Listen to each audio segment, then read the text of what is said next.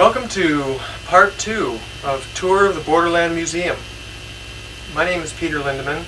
I'm Vice President of Borderland Sciences Research Foundation. And with me today is Tom Brown, who's Director of Borderland Sciences. Tom, would you like to tell them a little bit about Borderland and what we're doing here? Well, Borderland was founded in February of 1945 with the issuance of Mead Lane's magazine called The Round Robin. And today I edit its descendant, the Journal of Borderland Research. We're now in volume 45. This is the first issue of the year here. And we send this out, roughly 750 to 800 people around the planet get this, mostly in the United States, and Southern California is really the focus. Interestingly enough, if we go over to a place like Japan, we find magazines like this. This is called Super Mystery Magazine, Move Special, Encyclopedia of Super Science. And on the cover here we see an illustration of Nikola Tesla around one of his giant coils sparking. Well, we wanted to just demonstrate to you here that that here in Japan, they are also interested in all the Borderland topics that we're looking at, but they print them up in a much more elaborate magazine. Right, we have at least a half a dozen of this particular magazine in our files. This one is very interesting because it covers quite a wide range of the board activities that we cover ourselves. Only when we staple a few pages together, they have a fancy printing and binding on theirs. And here we see some Curlian photography. Let's flip through and show a few of the things here. Of various power generation. Here's some interesting things. Here's a little pendulum analysis radionic instrument. We see various pendulums. Here's a Cameron orometer. Here's a set of Eman screens, right, which we'll be showing variations of that in this video. Here's an orgone accumulator. Swing rods for dowsing. Let's kind of flip through at random here. It's a hologram. Pretty amazing. Wish I could read Japanese. Here's a Lakovsky multiple wave oscillator. Looks like taken from the Lakovsky's book, Secret of Life. Right, we'll show a better picture of that in this video. Here's Nikola Tesla, an article on him. It's Wardenclyffe Tower for broadcasting power. And some of his other developments, like the brushless motor and the radio-controlled boat. And Niagara Falls Power Plant and the actual Wardenclyffe Tower under construction. And here's a photograph of some of his very large electric discharges. Let me go on. Here's Charlie Steinmetz and Tom Edison. Here's an interesting gentleman by the name of T. Henry Morey. He developed a device that developed 50,000 watts of power with no fuel in the 30s. And here they show various diagrams of Morey's work. Various other pictures. And here we find a radionics box. Don't know who the gentleman is operating that. That looks like the Delaware radio vision, or their yeah, it definitely looks like the Delaware. Yeah, the radionic photography device. Okay. Here we find a picture of Ruth Drown. And her radio vision device down here. Right. And here's a little picture out of our Raid Atlas showing some of the equipment we showed on part 1 of the video. So Borderland's made it to Japan here, folks. And here's the Delaware instrument that we showed you in part 1. Here's some of the same photographs of the fetus taken at various stages in development for the radionic photographic machine of Delaware. Here's some UFO research. Adamski's saucer up here, and this must be Seiki here with this instrument. Yeah, some of this anti-gravity stuff. And here's a whole section on Lakovsky multiple wave oscillators. And here again we find another picture from a Borderland book. This is straight from our MWO book here. And these pictures are straight from Secret of Life. And here we see Riley Crabb's hand cutting an antenna. These are all taken from the Borderland publication. Right, this little instrument here that they have pictured is actually right here, and we're going to show that later on here in our when we get to our collection of multiple wave oscillators. But just to show that we're taken much more seriously elsewhere than we here. Right. This is... Looks like, yeah. Oh, this is a Hieronymus instrument, which we showed on part 1. The basic diagram that works. And here's Wilhelm Reichen's Cloudbuster. He shows cloudbuster operation in the atmosphere. There's some brainwave research stuff here, galvanic skin testers and things like this, different brainwave. Alright. And here's Vern Cameron. Here's Wilhelm Reich again. Here's Organon and Rangley Main. And here's somebody in an orgone accumulator. And here's Bion and fascist characters, all aspects of Wilhelm Reich's life. You don't see any fancy magazines in the States with pictures of Wilhelm Reich. And here he is going to Lewisburg Federal Penitentiary. We're going to show some old Reich material too here in this video. We've got some old accumulators here. Here's Curlian photography. Here's our buddy Vern Cameron again, dowsing for oil and working with various people. And here we see Bill and Davina Cox, who we now get our orometers and dowsing equipment from. And they show various instruments that Vern developed. And here we have Max Freedom Long, famous Huna researcher who was also a longtime associate of Borderland, and an orometer. And here's Mead Lane, founder of Borderland, and Mark Probert, early channel that worked with Borderland. Actually, the main focus of Borderland in the early days. Here's Anton Mesmer. Goes on and on. Anyway, it's interesting to see all of these. These are some perpetual motion machines. We should show these since they have some interesting ones. This is a pretty regular magazine in Japan, and it's big and thick and glossy and well put together. And it'd be nice to do something like this in the States, but it would take major interest by people with money, which is as hard to do as build a perpetual motion machine. We just wanted to show that to show what kind of stuff we have in our files here. We have literally thousands of books and magazines going. This is just one issue of this, and Borderland is referenced as a source of worthwhile information all around the world. Yeah, we have a few members in Japan that send us this material from time to time, so we collect things from all over the world. And now what we're going to do here is cover a little bit of the energies coming from different shapes and forms, symbolic radionics. So right here, this is the cover of the latest journal, and on it is a drawing that was generated by Pat Flanagan, who's done a tremendous amount of research on the natural energies coming from forms. You may remember over 10 years ago he put out a book called Magnetic Form Resonance, which was a real eye-opener for me. I remember when I first read that. And some of his early work with what the ancients called yantra.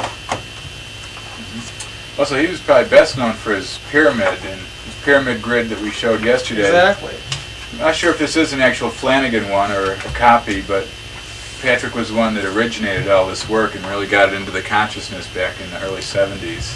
So here's a little pyramid form that's formed out of plastic.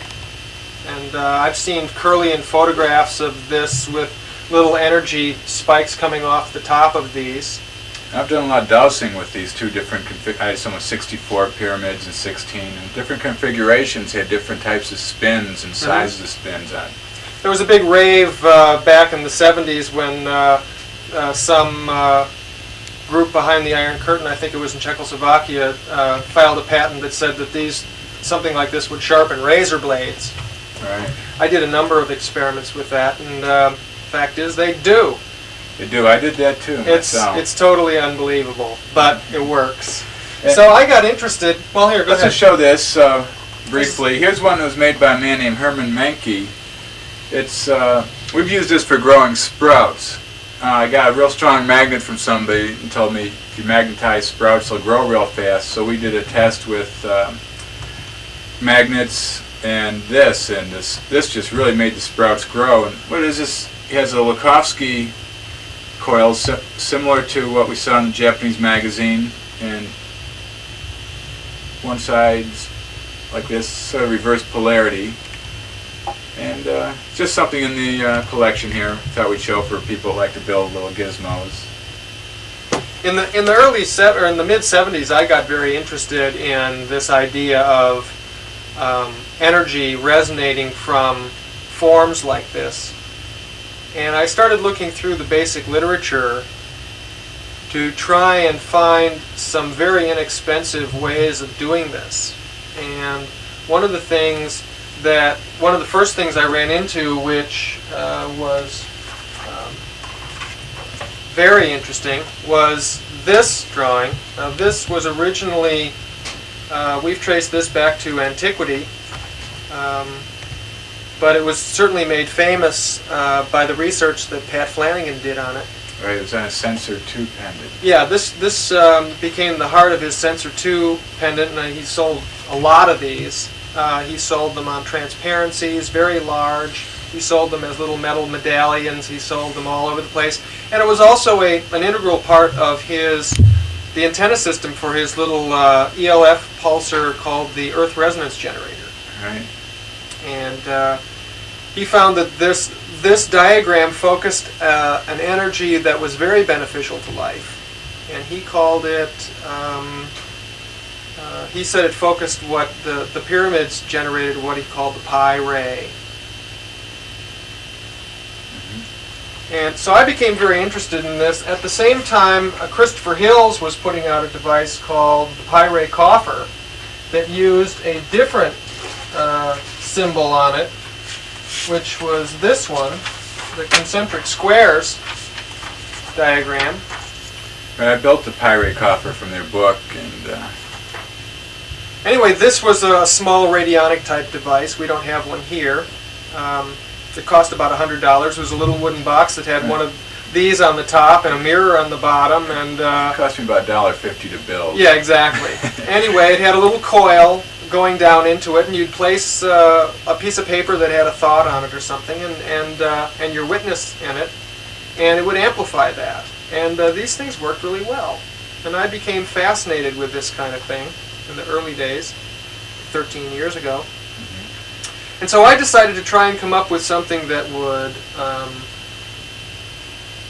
do this that was very, very inexpensive. Like a drawing. If we could come up with a drawing, like the because we'd seen all this information about if you just draw the Hieronymus machine, it would work as well as the machine, and all this stuff was in the literature. So I went through a number of different books, and I picked out these 4 main archetypal diagrams, and I've shown you the concentric squares and the Flanagan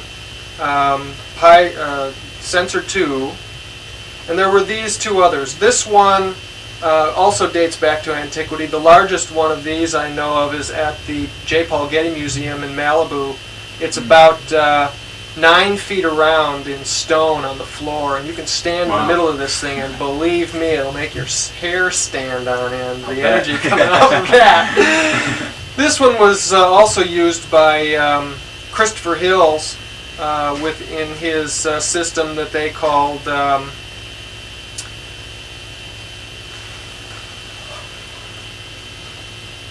it was part of his nuclear evolution. Nuclear evolution, exactly. This is actually the pattern that sunflower seeds make on the sunflowers. That's a natural pattern there. Right.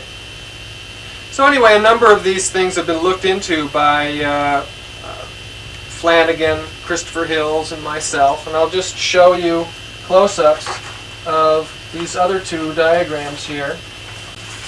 Here's the one that was used. Took it right, lifted it right out of the Nuclear Evolution book, and then blew it up.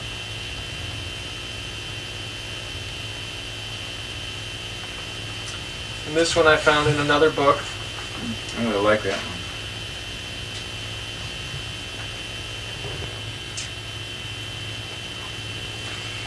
So I became interested in these situations, and one of the first things we did was,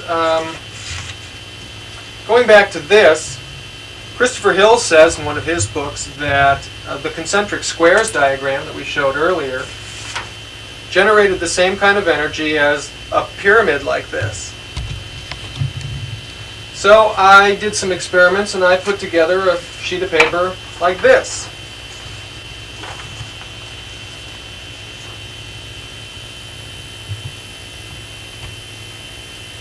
Just to see what it would do, and we found this would charge water, and you can get a very interesting warming effect about an inch away from it.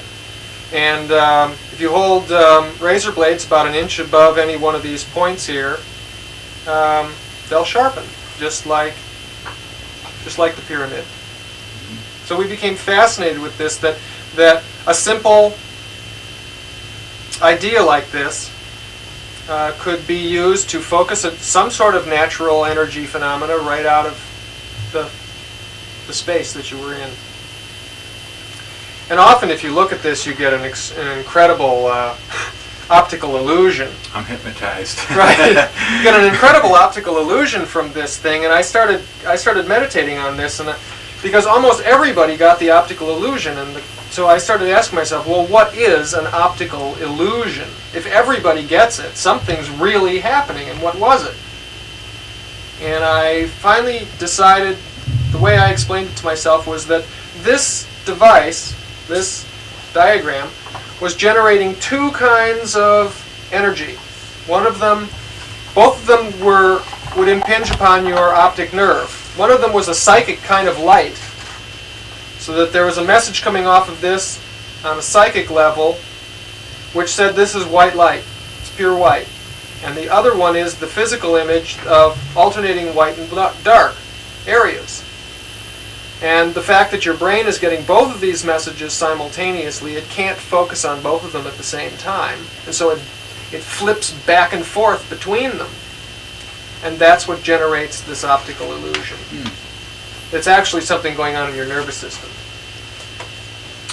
So we decided that this was generating some sort of energy field, and so I decided to generate a little device which I ended up calling the psychotronic impressor, which started out with this little diagram in the center, and then had a flat spiral going out, and then a little witness area. And so this was kind of my cheap man's version of Christopher Hill's pi ray coffer. It had the little concentric squares diagram, and had a spiral coil in it like he had, a little copper coil in it, and it had an area for a witness, and this was all set apart by a boundary. And we found that you could get very similar effects using this as the pi ray coffer. If you would put a magnet behind this, the effects would get stronger. It was all fascinating. We even cut a couple of these, etched them in copper, like copper circuit boards, and put magnets behind them. And they became some of the most powerful broadcasting devices we ever came up with. But you could place a little witness of something here, a Bach flower remedy and stuff, and it would broadcast a little effect to you.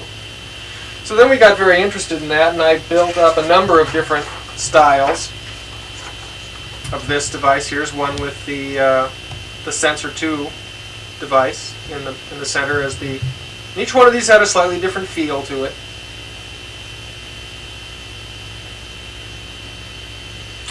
But we discussed this a little further on the radionics and natural healing video that we did last year. Exactly.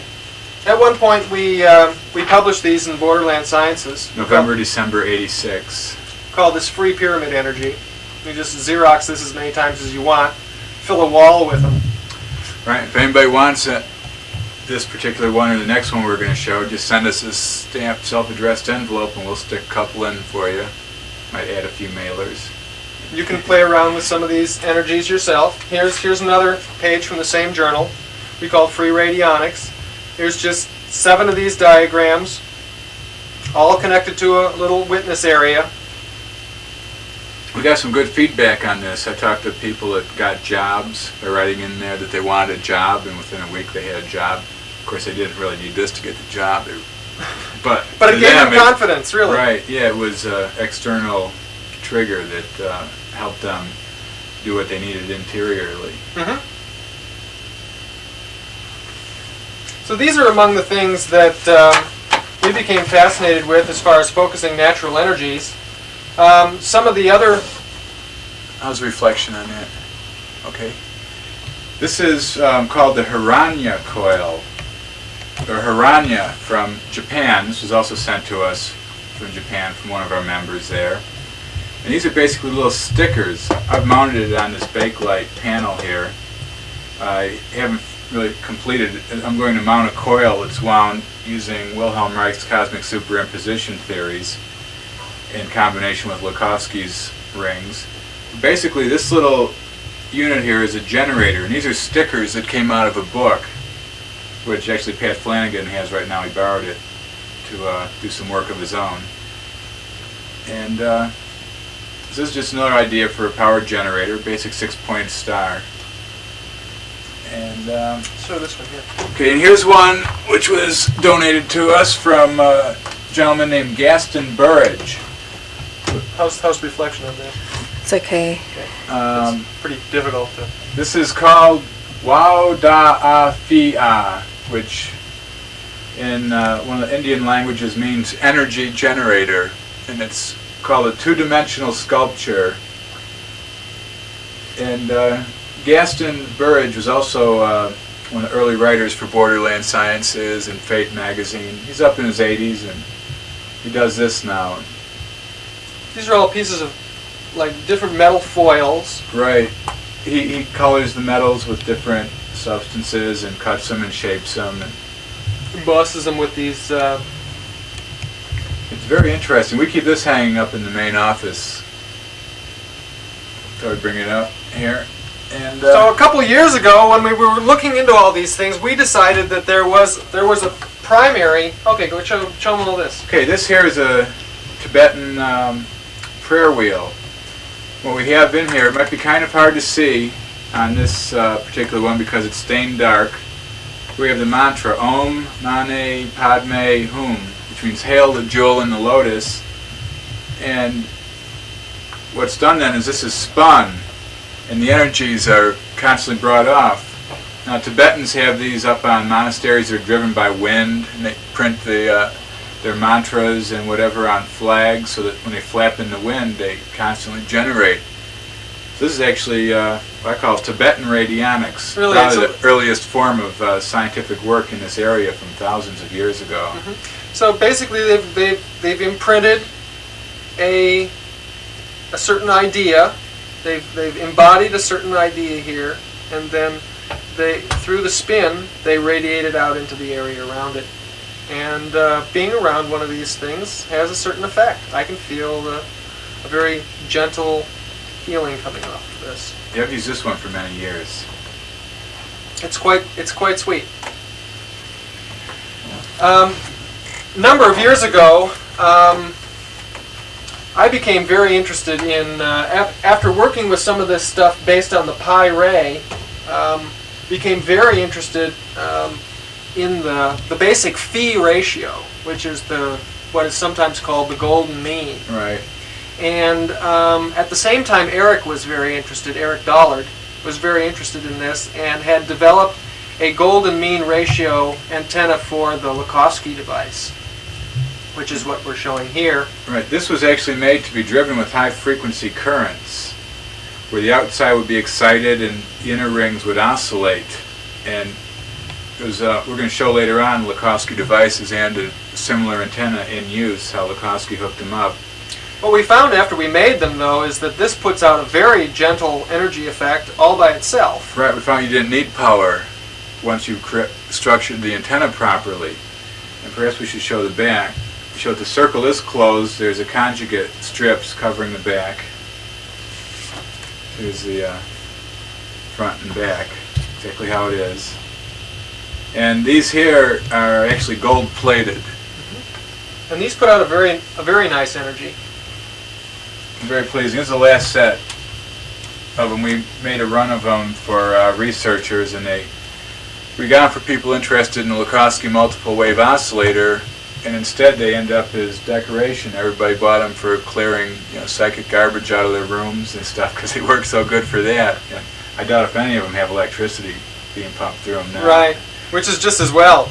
Yeah. Anyway, I became totally, after I saw this and felt the energy coming from these, I became convinced that there was an archetypal form that could be generated that the life force wanted to move on, that would be the ultimate form to be generated. And I was convinced that it was based on the mathematics of the phi ratio. And I started looking into this, and all the books that I'd seen in print showed this, the basic twin spiral of the phi ratio generated in a very haphazard way in approximations, and the energy just coming off of these diagrams was not excellent at all. I eventually called Tom and had his brother connected me with a guy who spent 8 hours with a computer plotting a huge twin spiral line. Right, it was Mark Adams, whose book we sell on Archimedean and Platonic solids. Exactly. Mathematician. I gave him the mathematical formula for the propagation of the golden ratio spiral, and he plotted and sent to me a single line plotting. And after working with it for a long time, he finally generated this diagram. Now this diagram embodies the golden ratio and Wilhelm Reich's cosmic superimposition to the maximum degree. If you cut a line from the center to the edge,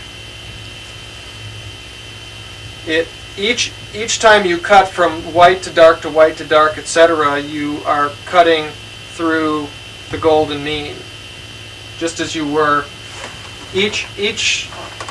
Each time the distance, the thickness from here to here to here is a golden mean ratio extension. If you cut a concentric circle around this, you will also get that ratio. Very pleasing to the eye. I really like that one. And we've terminated it also with a golden ratio section. And the energy coming off of this is spectacularly gentle. And it's incredibly transparent. It's very psychoactive. If you put a magnet or a pulsing generating field near this, the effects get very large. So this is the end product of years and years and years of my work, which was stimulated by Pat Flanagan. And this was only originally we finished this diagram about 2 months ago. So we've been working on this for a long time. This is the first public show. This is the first public show of this particular natural energy concentrating form. Meditate on that one later. So that's pretty much it. I wanted to show one last thing. One other system we came up with was after you've got something like this, which was technically the broadcast section of a radionic type device, or which behaved very similarly to it. We also came up with this diagram, which you could attach to it. And in here you could put your witness, and then you could put symbolic representations and or actual remedies in these other areas, and tune the device so you had a lot of the same characteristics of a real radionic device, just on a couple pieces of paper. So we got the cost of this down pretty low. 10 cents, but a couple $1,000. Exactly. And this system had a lot of uses. We used it for years. So these are among some of the things that we've got in our archives on work that's being done now and has been done over the last 1,000 years on the idea of drawing an energy from the natural environment, this living energy field around us, and focusing it or causing it to move in certain natural ways by having it interact with forms and or designs or diagrams. And the ancient science of this was called yantra, as opposed to mantra, which was the study of sounds. Right. Yantra was the science of these power diagrams, and goes back thousands of years. Well, actually, Hans Jenny's work shows that the mantras will produce the yantras. Exactly. So there's a definite interaction. yeah. Right.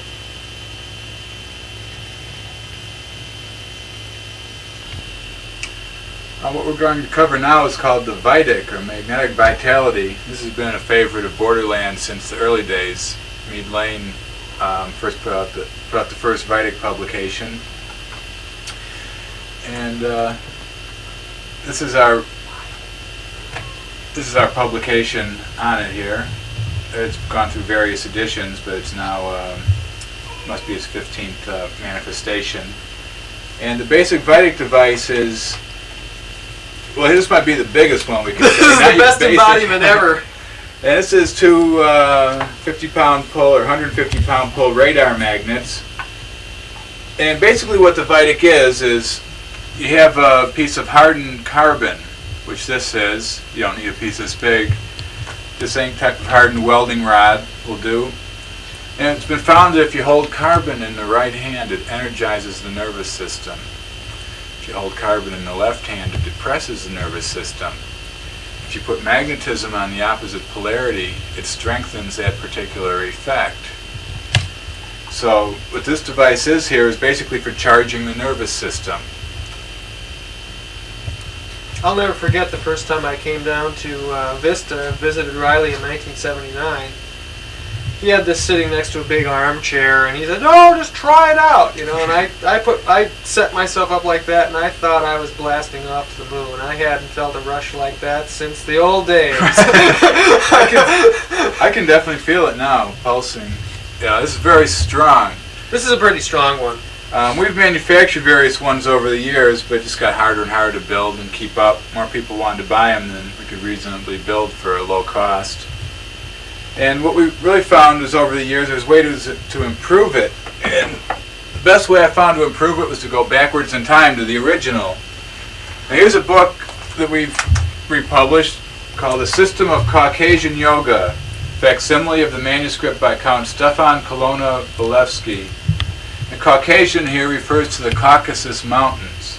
A very interesting book, but in here we find grip made from hardened coal, which is called the sun rod, grip from hardened lodestone, moon rod. It was found that in ancient Egyptian statues where the pharaohs and priests would be holding these little rods in their hands, they finally found out they were carbon and lodestone.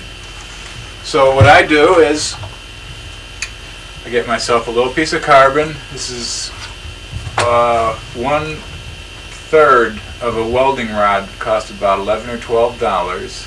You have to probably special order it unless you live near a big welding place. In Southern California, they're very easy to get. And here's a little piece of lodestone. Still has some iron filings on, although we clean those off for using it. And basically, you hold it. And in the Caucasian Yoga book, it tells you how during different parts of the day, like if the sun is overhead, you face south with it and draw in the energy. If you're going for the solar energy, or if you're going for moon energy, then it gives the various directions. You know, it's a little more complex. The solar is pretty easy to follow. So How does this one feel compared to this? I don't really feel anything right now from it, but I have found that it's much more pleasant. Most people's minds are oriented towards magnetism and matter, and to most people, when they look at this device, the carbon to them is secondary, and the magnetism is... Get yourself a big old magnet and everything will be okay. What we found is that a very weak natural magnetic field is really the most beneficial. And I use this when I'm tired, been working a lot, just go outside and stand to a certain direction depending on solar position. And I find it a very useful energy generator. Yeah, this would be a much softer energization. This device was really put together by Riley as a demonstrator of the effect, and it sure does that. Riley used it at the early Borderland conventions in the early 60s. Yeah, just to knock people off their socks. Right, they'd hook up 25 people, where one person would grab this and the whole line of people, and the person at the end would have the carbon. Well, Peter and myself were doing an experiment with this last night, where he held the magnet and I held the carbon. We did it about 5 minutes. I felt totally relaxed, and he felt... I felt tense. We got an opposing polarity of feeling on it. I wanted to let go because I was starting to get more tense. I was just relaxing deeper and deeper. And, so the device definitely works, and find a curio shop that sells lodestone. Yeah, you probably pick this up for what, 50 cents? Yeah, at the most $2, and at the most you're going to have to buy is your whole rod. So under $20, you can have this, and it works. It becomes another thing from antiquity here. Right. You don't even need the book, just get one and try it out.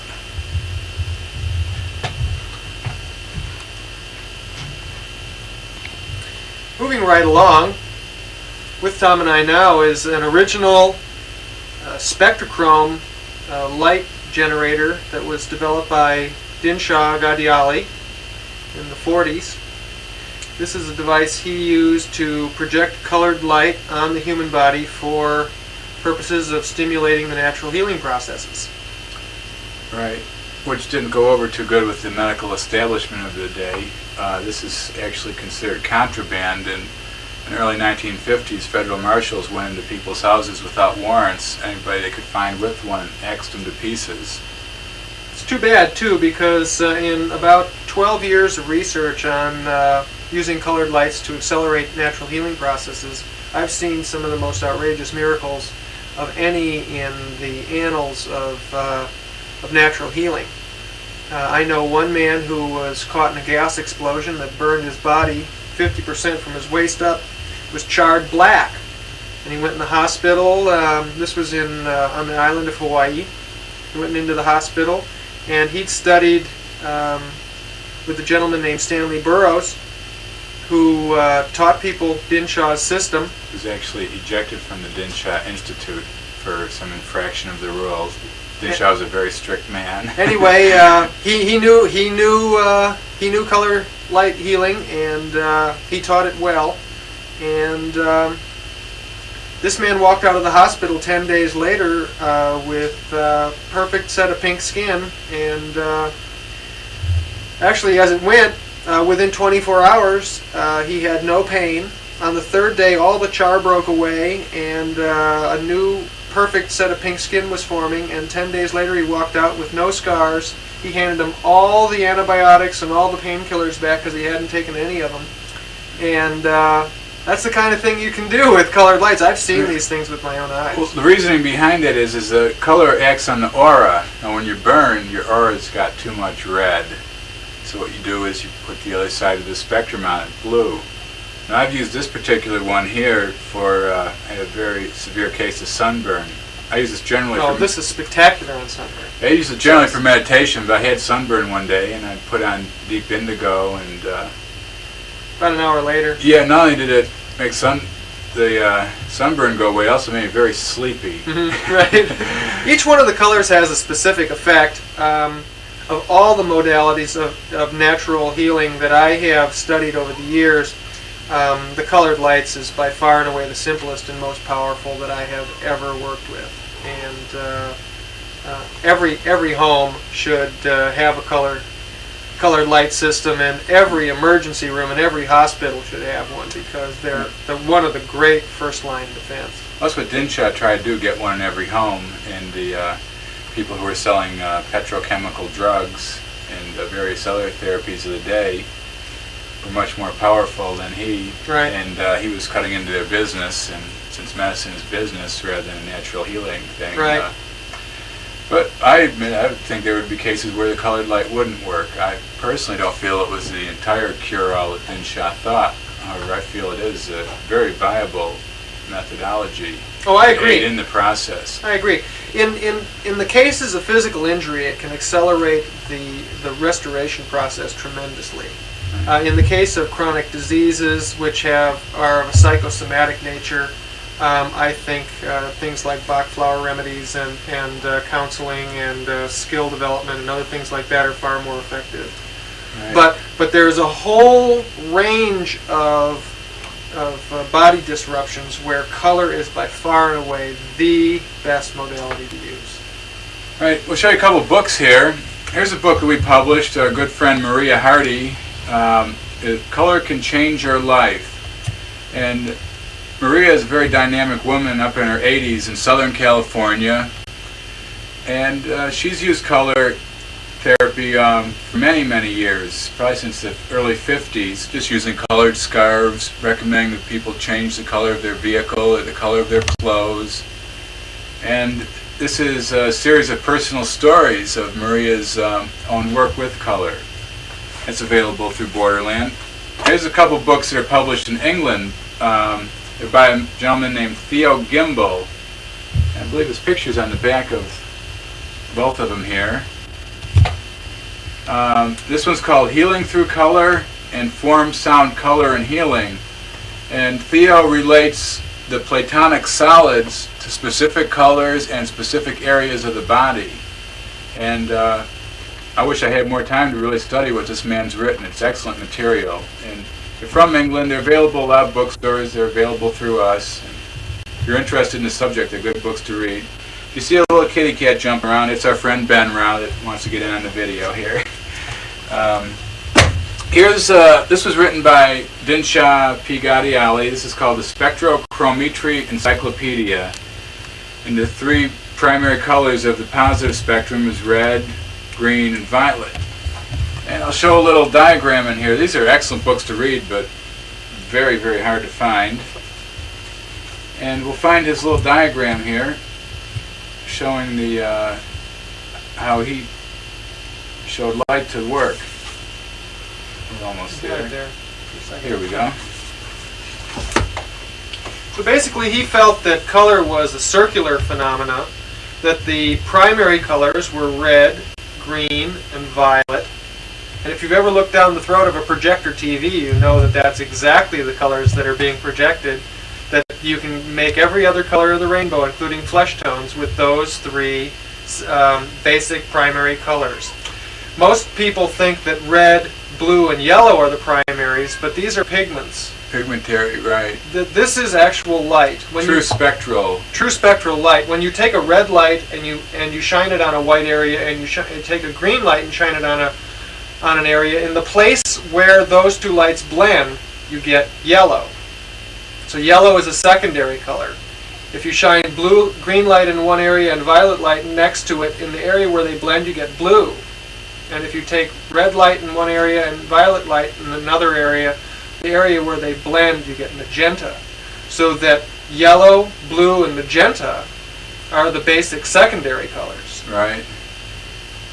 And so here we see the regular spectrum, what we call the Newtonian spectrum: red, orange, yellow, green, blue, indigo, violet. And this is the reverse spectral colors down here: scarlet, magenta, purple. Now Newton only did half the experiment. He ran light through a little slit.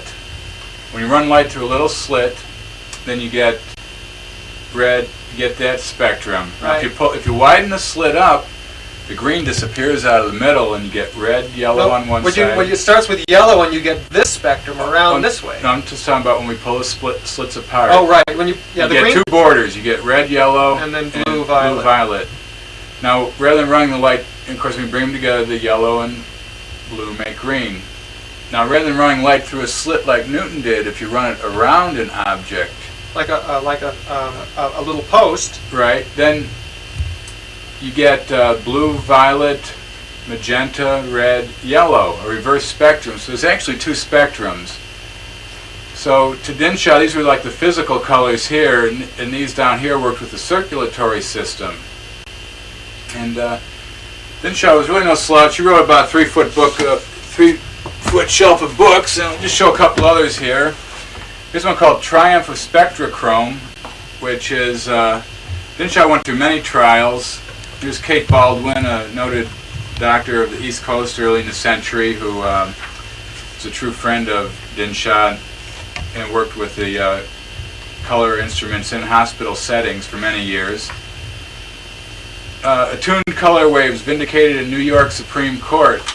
They took Dinshaw through trial after trial trying to put him out of business, and he kept winning. He kept winning because his documentation was so good, because he was such a good scientist. Right, but then his lab mysteriously burned down, and the judge instructed the jury that the man was lying, and they didn't allow him to enter any evidence. And after about 5 years, they finally got the guy. But here's the second to last big trial. This is called 1,000 Years Ahead. This is volume 1 of 4. It was the only volume ever printed, and most of them were destroyed in fire. So this water damage and stuff. These are all real rare books here. They're revealing the exposure of the medical racket and its tie-up with the legal racket by Colonel Dinshaw P. Gaudiali. And this is just a very interesting book to read, just to see how the man's mind worked. And Gaudiali was a genius of extraordinary proportion. He was even though I didn't agree with his basic premise, because he went along with the Newtonian theory, which can easily be disproven in about 15 minutes with some spectrum experiments. But that in no way takes away from the work that he did with color therapy. That stands on its own.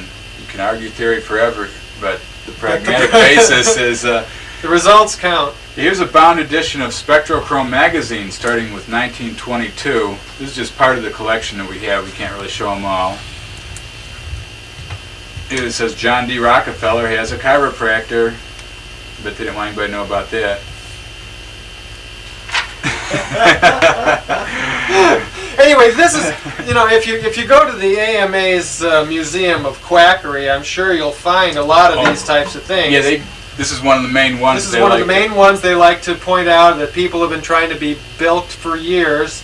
All the radionic stuff you'll find there, all this stuff you'll find there, and we would just like to be on record as saying that this stuff works. All right, we've seen it work. We've seen it work. I've used it on my body. I've used the radionics on my body. I've used these other systems on my body, and my body responds to this stuff about 100 times better than it responds to drugs.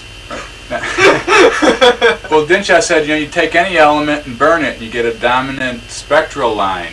So he figured what the dominant spectral lines were for all the elements, and if you were lacking in elements, they could be brought in through the aura. By putting that color into the aura. Right. Now, after his the trial after the 1,000 Years Ahead book, he was finally banned from using the name Spectrochrome, and one of his sons runs a system called Spectrochrome today, and it's, while it is a color therapy system, it is definitely not the Spectrochrome of his father. But anyway, he changed the name to Visible Spectrum Researcher, and I believe that visible spectrum is actually a banned word too for these things. They're scared of these things. They just smash them to pieces, just like they got Wilhelm Reich 10 years later, and we'll show some of his stuff. So what we're going to do now is we want to just demonstrate what these colors look like. Do you want to unplug these lights? I don't think it'll really matter. Okay. Because we can see up in the front. And first of all, we have red. Now, these are not going to be pigment colors, so you may see just very slight variations, but when you're working with this, you get the full oscillatory circle. Maybe you can hand me that white sheet there. Yeah. Okay, from there, here I know the slide. We can turn this a little bit. Maybe you should hold this because I know the slide okay. orientation. We'll give us a little turn here. We want to turn it so we can see it on the These are rare classic instruments. Somebody tried to sell me one of these for $7,500. Can you get, just turn towards here. You should try to get to the front of that. Okay. Yeah, if you turn that a little this way. What? Yes. Yeah, when you come up because we want to get it on front of this, because otherwise we're not going to get too much on there. What? Okay, so here's red. Now all these were made with 5 slides, could make the full circle of color. So we go from red,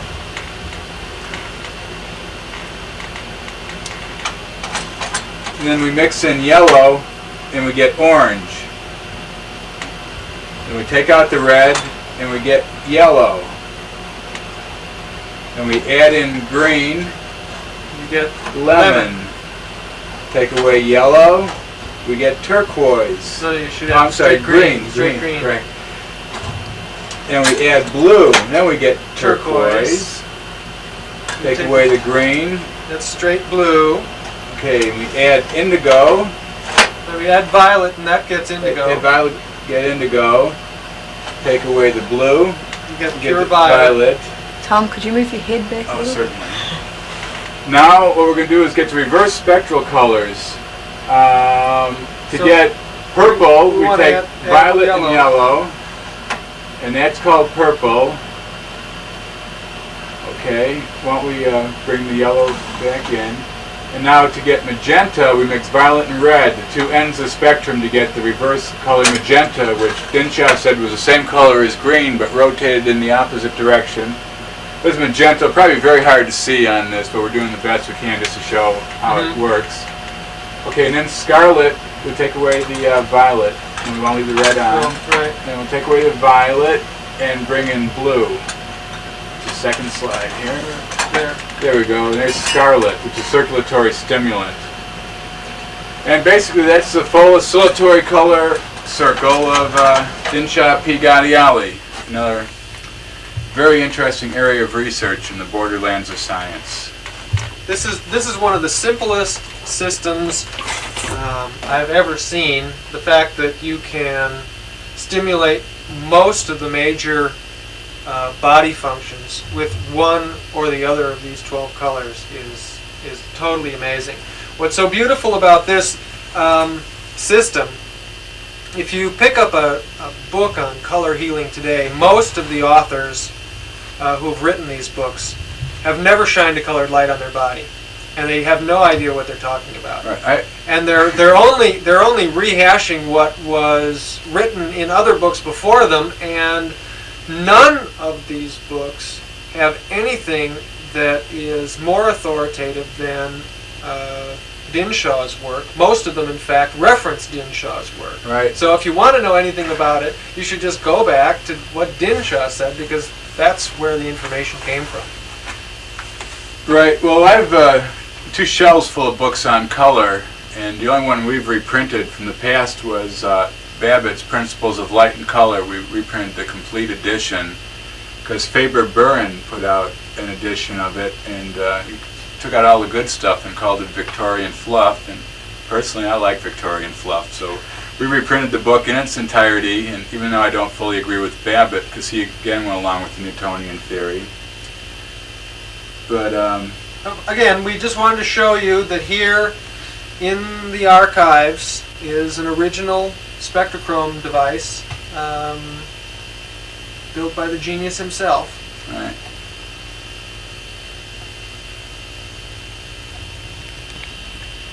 The next thing we'd like to get into is the work of Leon Ernest Ehman. For years, none of us knew what the LE stood for, but thanks to some brilliant and in-depth research by Leslie and Terry Patton, we've found out a tremendous amount about what Borderland has been promoting for over 30 years.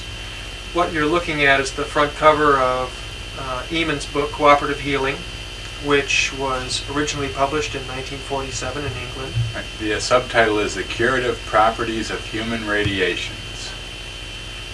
And Ehman in the early 20s suffered from severe injuries from a plane crash. He was a fighter pilot in World War I. He crashed his plane because the gasoline stopped going to the engine or something, and he ended up with a number of major spinal injuries and was given up just about to die. He decided to heal himself, and he remembered the admonition of Jesus to heal the sick by the laying on of hands, and he didn't understand why there was this admonition to use both hands, and he decided that it was because the human body was a polar phenomena, that the hands, each hand had something to offer. So he decided to develop a system whereby he could basically lay hands on himself, on his spine, because it was his spine that was injured.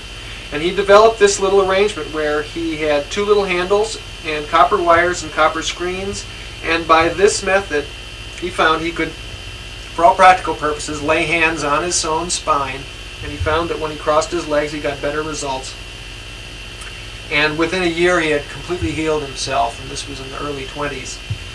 He became so interested in this effect because it was so powerful that he did a major bit of research. He spent the rest of his life studying this effect, and he eventually came up with this little chart of the polarities of the body. And he found that the body is polarized on 3 axes, from head to foot, from right to left, and from front to back. And he found that the right and left and top and bottom were the main polarity axes, and the front to back wasn't very strong, but it was there. And so he continued to work with his basic circuit for years and years. After he died, because he had never trained anybody, he didn't have any disciples or anything else, his work basically fell into disuse. Riley picked it up and published a... Well, it was actually started out in a journal in the early 60s. He ran a series of articles, excerpts from cooperative healing, which later made it into a small pamphlet which we issued, which is actually now undergoing a major revision with a lot of additions of Eamon's talks that he gave before various bodies of learned peoples. And this edition here is published by Health Research. We finally got this back in print. Right. This is from the Borderland file copy to Riley Crabb, and may cooperative healing help him and his. Ellie Eamon, January 16th, 1953. 53. So this is available through Health Research or through Borderland. And I think we're going to go through some of the circuits and show actually what's happening and show some of the modern development.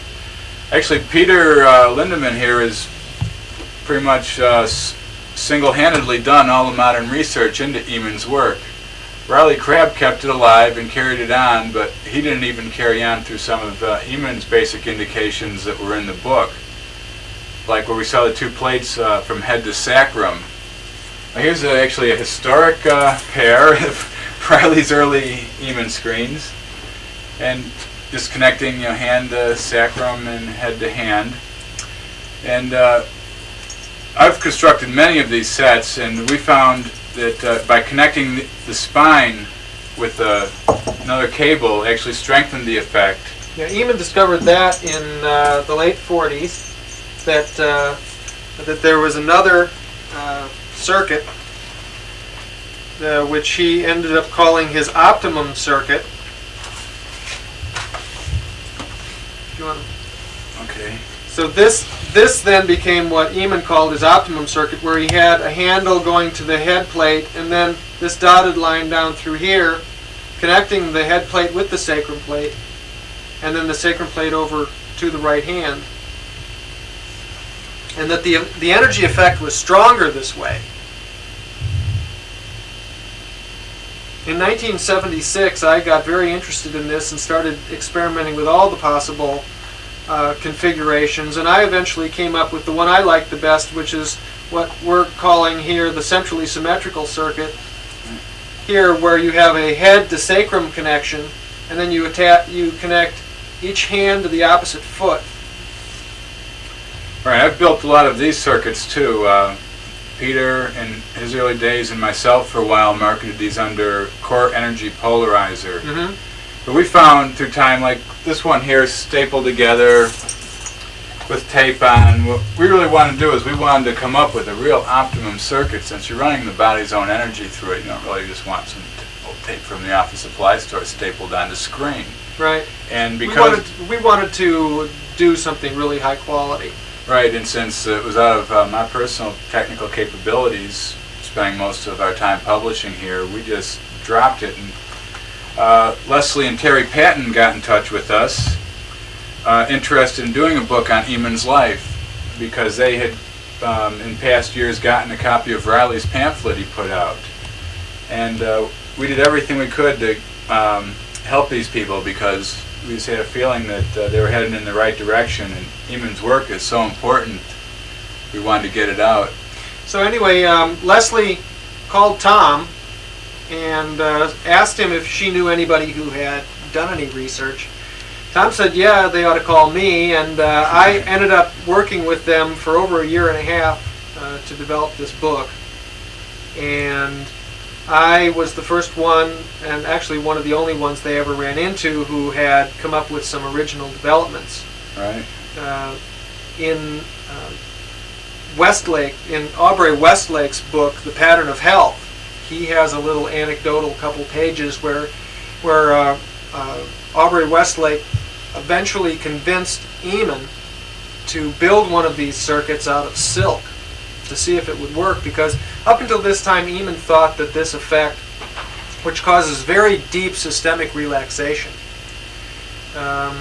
was some sort of shortwave electromagnetic effect, and this is why he was connecting the body with metal conductors. Right. Aubrey Westlake was the first to suggest that, well, maybe this effect isn't electromagnetic in nature at all, and that there was something more akin to Wilhelm Reich's life force, orgone energy. And he went back to some of Baron von Reichenbach's original research, which suggested that a number of other materials would be good conductors for this, including silk, which clearly wasn't an electrical conductor or a magnetic conductor. So in the early 50s, Eamon finally ran the silk test, and it worked really well, but there was almost no mention of this anywhere, except in Westlake's book and a few obscure lectures that Eamon gave, which were only dug up later in the patent's exhaustive research. They scoured the world and found everything. Right. They did an amazing job for the background research for this book. Right. And Anyway, also, a new edition of our Eamon pamphlet is going to be about twice as thick, thanks to the patent's input. Exactly. They came up with everything that Eamon ever wrote, and some of his early stuff is spectacular. The guy was really smart. Anyway, I started experimenting with building silk circuits, and Tom actually has. This is one of the historic early silk circuits. We were going to be marketing these a couple of years ago, but just never quite happened. This was one of the early. I just went to the. Let's just show a single one, so. Just went to the fabric store and got some silk and got some kind of a quilted material here. Nice little strawberries. It's got little strawberries on it. Catch those strawberries. Can you see them? Well, we found out later that the strawberries weren't necessary for a good effect.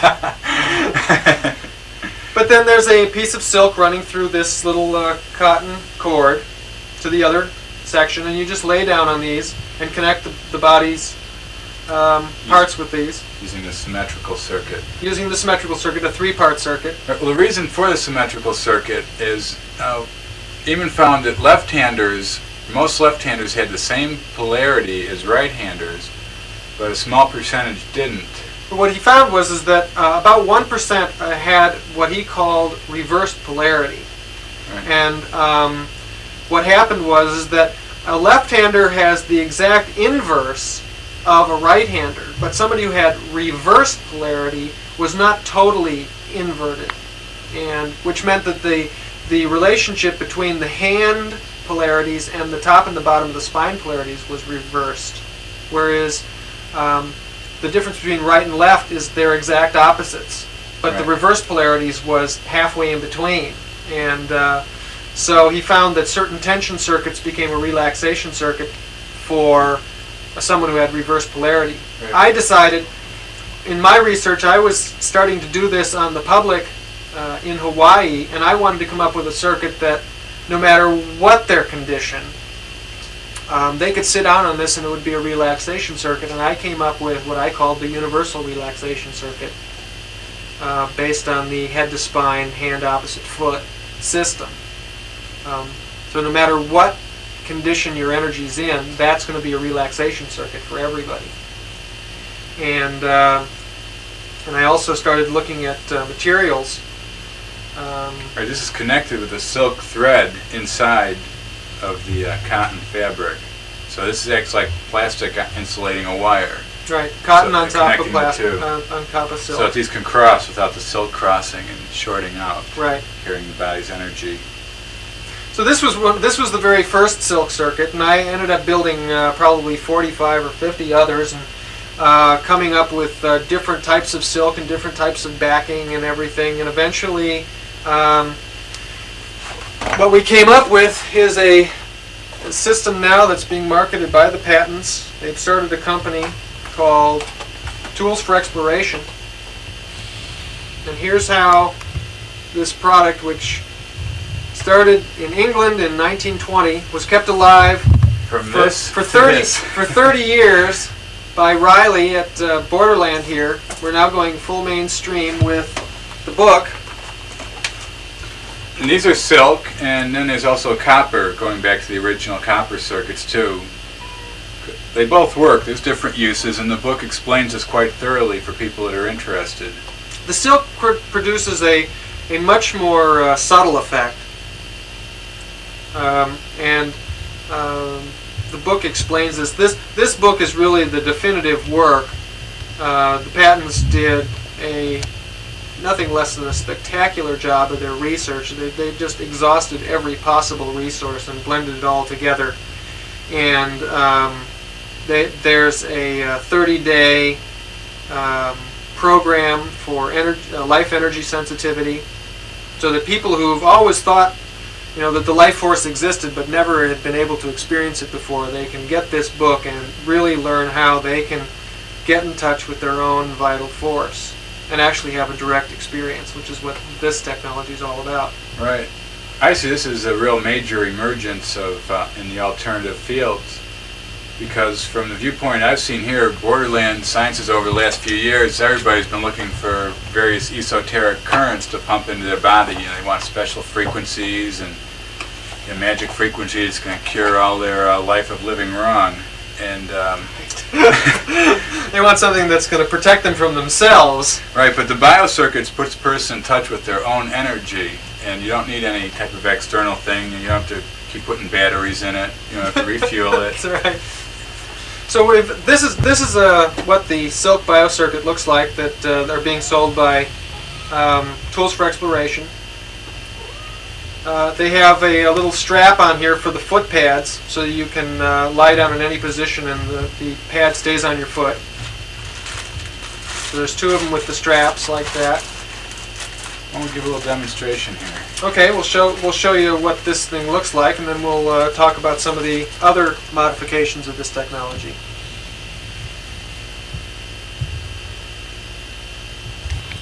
So here we have a typical layout of the silk biocircuit in the basic universal relaxation arrangement. A person would lie down on these with their head here, their sacrum here, the palms of their hands on these pads here, and their feet connected to these. And we're going to break, and we'll set Tom up on this and then come back and we'll explain this. So here we are with Tom lying down on the circuit. And basically what this system does, as the body lives, it generates different polarities in the extremities, the hands, the feet, and the top and the bottom of the spine. By connecting these extremities in a way that promotes a flow of life force, we can literally short-circuit all the wrong ideas and wrong living patterns in our body and allow the energy to flow back to where it needs to get to normalize. So this system is literally a way of short-circuiting all the wrong things you do every day, and which can be happening on a lot of different levels, not just wrong thinking, but unskillful living of all kinds. And what this does is it expands your energy field, which also promotes an expansion of consciousness. And Tom, can you describe a little bit about what you're experiencing right now? I just feel kind of relaxed. It's like one wave of relaxation went over. I'm getting more sensitive to these. You know, first when I started using them, I didn't feel them, but I can definitely feel energy flowing through them. Mm-hmm.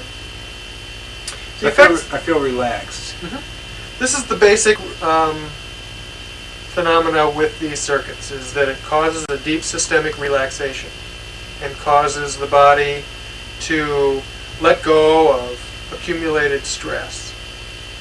First today's stress, but then if you continue to do it, you can even get into releasing yesterday's stress and last year's stress and last decade's stress. And you get these progressive waves of deeper and deeper systemic relaxation. You get breath release, and it comes in waves. It's a fascinating phenomenon. One of the things that Eamon found in working with people over the years was that if he took one of these wires like this and cut it, he could introduce different vibrations into the person's energy field, which he could use to modify the person's response to being relaxed in this way. And we're going to get into a number of these things which Eamon called substance circuits. We'll show you some of the things in the book, and one of the ways that we're looking at introducing substances into the circuit, which will be available through Tools for Exploration.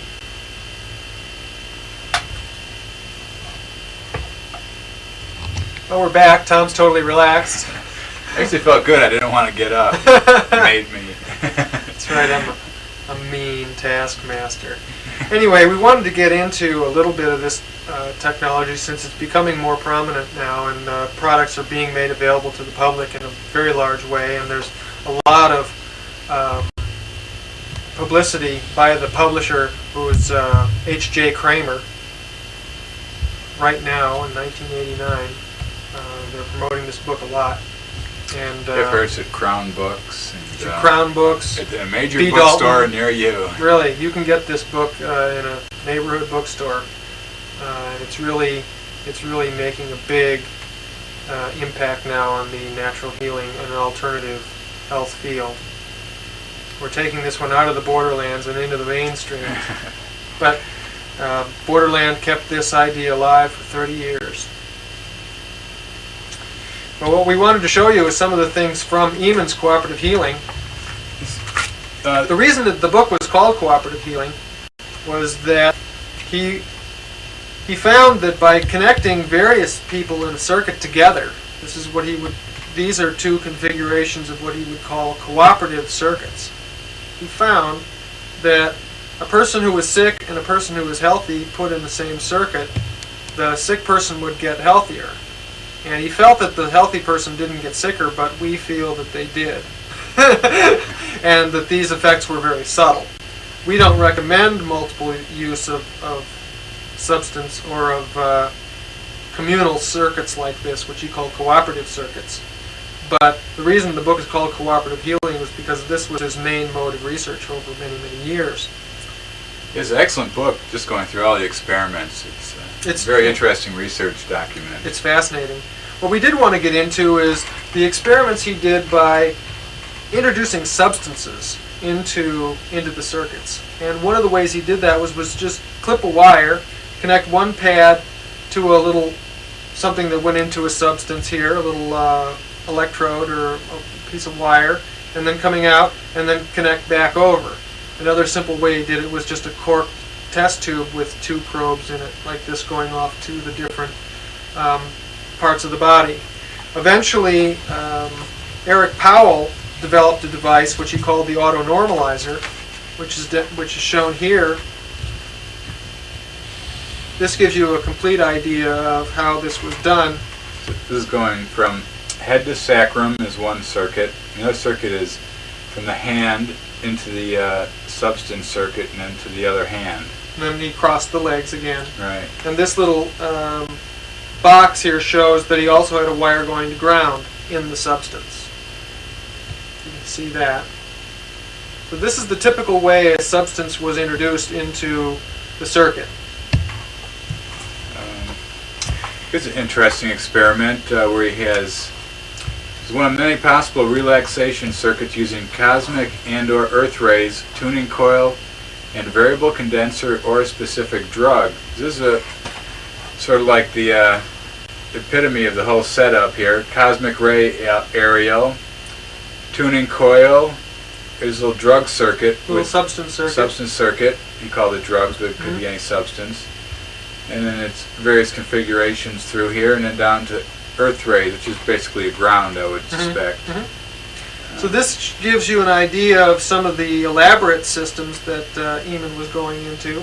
He did some fascinating experiments with some other types of things, different clips and wires and substances and coils, etc. Right. He did some fascinating work with amputees. Right, where he found that amputees, if he set the circuits up where they would normally be, where their limbs would be, that were now missing, they could still feel the effects. In this particular experiment, 2 subjects with both legs amputated, copper mesh bands, copper foot bottles, and drugs in series, where the subjects could actually feel the drugs in series, which are clearly not hooked up to their body. So it shows that this is definitely working with the energy fields of the body and not the material level. So it's what interacts with the material and flows through it. Right. So this is definitely an excellent book, and Health Research is to be commended for putting this back in print. They actually did it as a favor to me, so I'd like to thank Doc Wilborn over there for doing that. Right. So these 2 books, Biocircuits and Cooperative Healing, are both available through Borderland, and also the silk biocircuit and the copper biocircuits are also available. Biocircuits is a word that was trademarked by the patents. It was a word they developed to describe this technology for their book. Eamon never used that term, but it's the term we're going to try and use to popularize this idea, and I think it was a really good term they came up with. It is. Yeah. One of the things I wanted to show you is a model of a substance type circuit where you attach one lead off to an electrode to the body here and another off to here, and in this system the wires go through these 2 switches. I'm going to show the top. The substance electrodes are on this little device that just screws down to here, which is wired into the box. This is just a little glass cup you can take out and wash. So you can put urine or vitamin C in water or anything like that in here. And then just take your easy to wash electrodes, stick them down on this, and then these tighten down.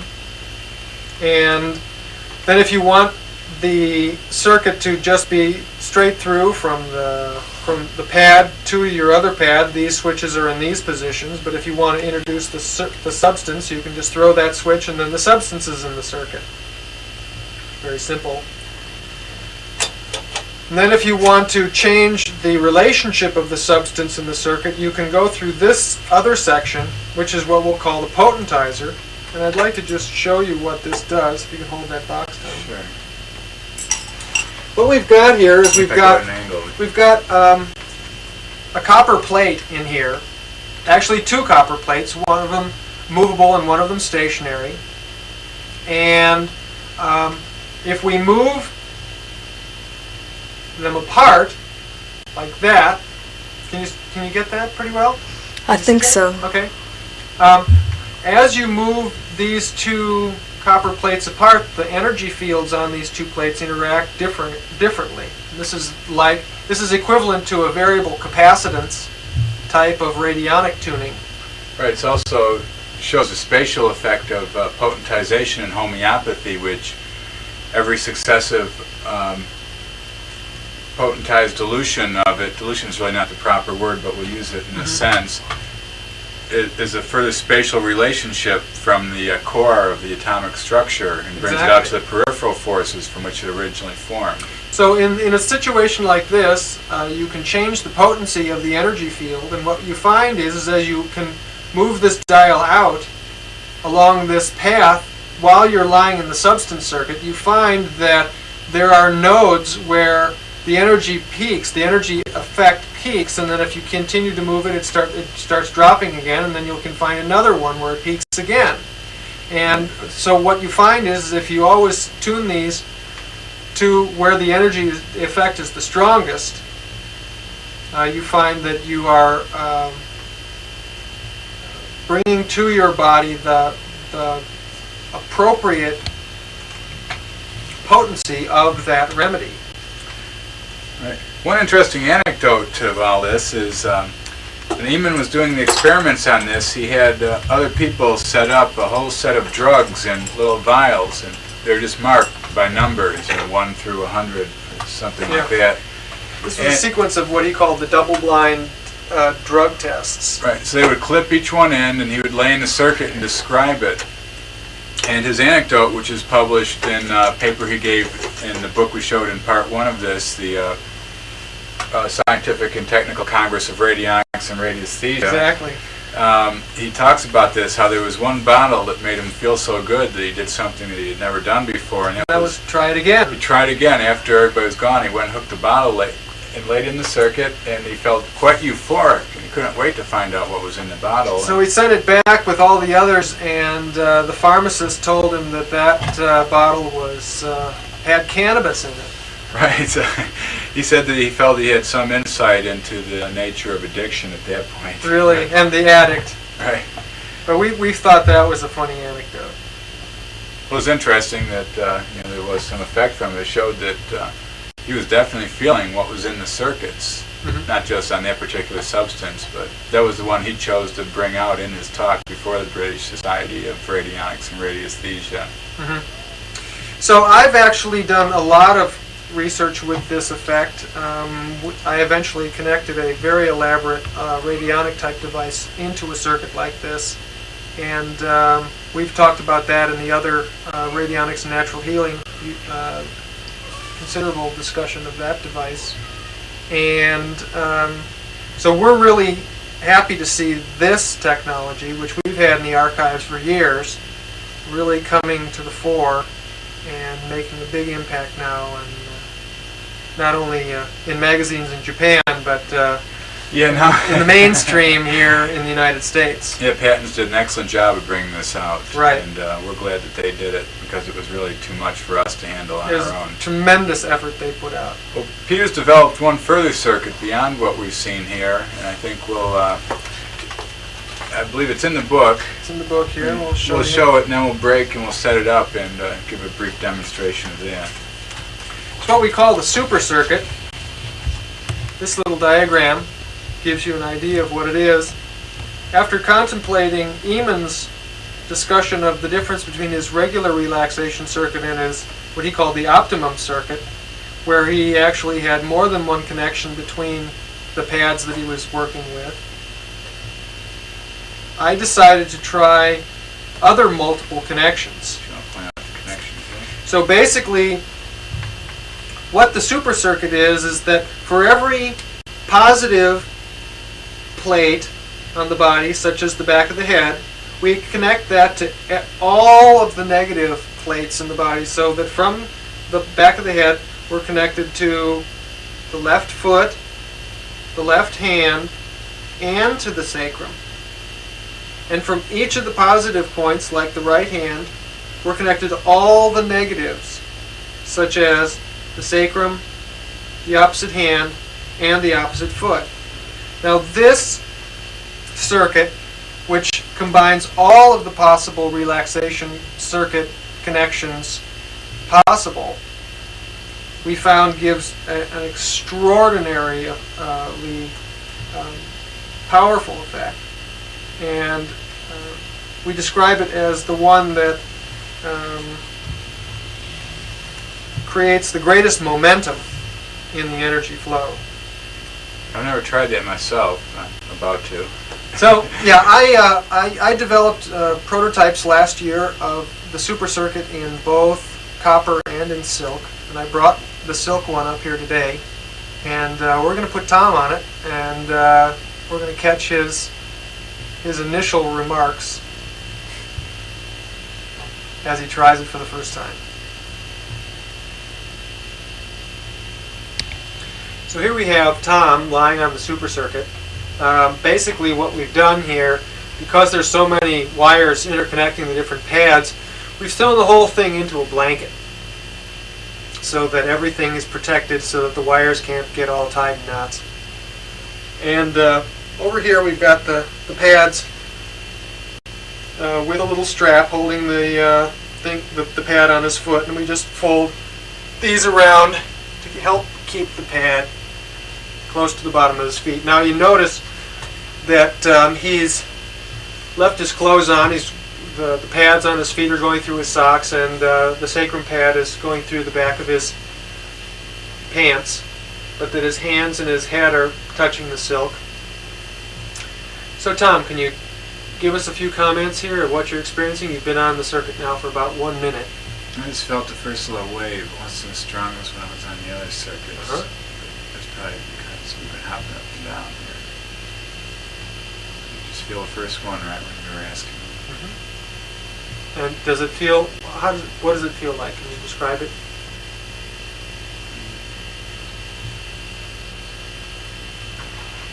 I feel like laying here. What we're basically seeing is a sense that Tom doesn't really want to be very verbal, and he doesn't want to do anything but just kind of fall into the experience of it. And that's typical of the action of this circuit. It's very strong. The silk, the effect of the silk is very transparent. This circuit, unlike the others, because the energy can literally go anywhere it really wants to, though it has a tremendous momentum in the energy, it gives you less of a feeling of the energy actually moving from one place to another, in the sense of an actual sense of circulation. But that's because the energy, the body's energy, is really now given an opportunity to what we call draw out the body's agenda. In other words, the body can do much more of what it wants. It has more choices about how it can balance itself using a device like this. This is a development that I'm quite sure Eamon never envisioned, and is one of the latest developments in biocircuit technology. These super circuits will be available from Tools for Exploration probably by June of '89, and they'll be available both in copper and in silk, and is a patented development. For our last segment today on this video, we'd like to talk about Wilhelm Reich. For that, we've moved out of the laboratory and down to the river that's behind Borderland offices, and we've set up out here in nature because that's really what Wilhelm Reich was studying. He was studying the behavior of the living energy in nature. And we have a small collection of some of the writings and the peripheral writings around his work. And to get into a little bit of this, Tom, why don't you show him a few of these books here? Sure, this is basically the Borderland library on Wilhelm Reich's work, by him and by people writing about him and offshoots of his work. Just a fraction of what's available, and we'll give a couple addresses here too. This book is called Reich for Beginners by David Zane Marowitz, and this was published over in England. Very interesting book. It's kind of comic book style, but surely let that put you off because it gets into Reich's theories of fascism and armored characters. Because Reich believed that disease in the body was built up out of what he called character armoring, or blockages of the life energy. So this one deals with that aspect of his work. And this book here, I recommend to anybody interested in Wilhelm Reich as a must-read book. It's called Fury on Earth, the biography of Wilhelm Reich by Myron Sharaf. And this is extensive, from when he was born until when he died in prison. The whole schmear, as they say. Very good book to check out. It's St. Martin Press. About 500 pages. It's extensive, but when you start reading about Reich, 500 pages is just getting started, Yeah. it's just skimming the surface. So this is a good overview of the man that touches on his work, but really focuses on the man. The rest of this really focuses on the work that he did, which was extensive and multifaceted. Right. Our purpose here isn't to explain Wilhelm Reich's work. We want to show some of his equipment and how it operates, but we wanted to show people what's available in the realm. That the orgone energy isn't something that was dreamed up in somebody's mind. It's a very real, scientifically objectifiable energy. And let's go through a few things here. Here we have the orgone energy bulletins put out by Reich from 1949 to 1950. These are all original copies from our archives. And here's like organotic light functions, motor force and orgone energy, my experiences with the orgone accumulator. It just goes on and on. These are all early papers. Then there was also another publication called CORE, Cosmic Orgone Engineering. These are very rare books. This one's contents, OROP Desert, which stands for Orgone Operation, by Wilhelm Reich. Part 1, Spaceships, DOR, Deadly Orgone Radiation, and Drought. Well worth getting from the Wilhelm Reich Museum in Rangeley, Maine. Then we have Volume 2 and Volume 3, which the work in this led up to a book called Contact with Space, which we don't have a copy of, where it's really not too pertinent to what we're talking about right here. Just want to show this. But here it gets into the medical doorbuster, wind flow and orgone flow, etc., etc. Here's history of the discovery of the life energy, atoms for peace versus the hoodlums in government. Reich really had way with authorities. Didn't like them. And here we have Volume 1 and Volume 3 of the International Journal of Sex Economy and Orgone Research, edited by Theodore P. Wolff. Some really good, interesting material in there on the relationship between orgone and electricity. Some of Reich's early observations, which, if he'd known a little bit more about static electricity, it might have been a clearer writing because he was amazed by things that other people had already known about. But nonetheless, some very interesting and good material. Here's a book, The Bion Experiments on the Origins of Life, where Reich showed that he could get living energy to appear out of sterile, dead material. Well worth reading if you believe in a solid-state universe. It'll change your view. Yeah, if you believe that the biogenesis theories were completely refuted and what do they call it? Spontaneous generation. Right. Where living things could jump out of non-living things. That if you think that was completely refuted, this is a good book to read. Turn you around. Published by Farrar, Straus, and Giroux. You can order the paperbacks and hardbounds are showing you. It can pretty much be ordered through bookstores. Some of these are they have been in print within the last 15 years, but they may not be available at this time as a new book. But you could always find them through a used book store or a book finder. There's plenty of copies floating around. And we're going to give you 2 addresses to write to for more information on this, so that some of these books are available. Here's Wilhelm Reich Selected Writings, An Introduction to Orgonomy. That's a good first book. Yeah, this is a good place to start if you want to read Reich and you want to get a kind of a full spectrum view of the wide range of his works. It's also the only place that the Orner experiment is printed, which is really must reading if you're interested in variations in the qualities of the life force. And Orner stands for orgone nuclear reaction. Yeah, the orgone anti-nuclear reaction. And here's a couple little pamphlets. These are photocopied reprints put out by the Wilhelm Reich Museum in Rangeley, Maine. Give their address. And those are from these old journals we showed. They've reprinted certain articles, or you can buy Xerox editions of the whole thing. All right, so this one's called the Orgone Energy Accumulator. This is just a short pamphlet on the accumulator, which we'll be showing a little bit later. And this one's called Cosmic Orgone Energy and Ether.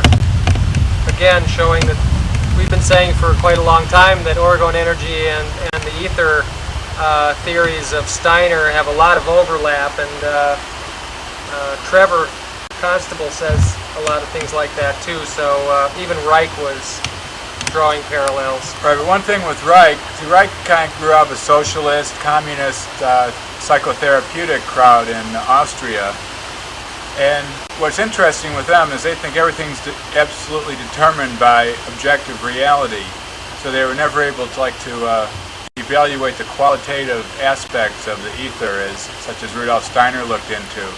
You could say they, in a sense, while they look at the life energy, they look at it from a purely mechanical sense, because it's only what they can measure and evaluate was all that was real. Anything else was pure mysticism, which they considered a deeper form of sadism, which gets into Reich's character analysis.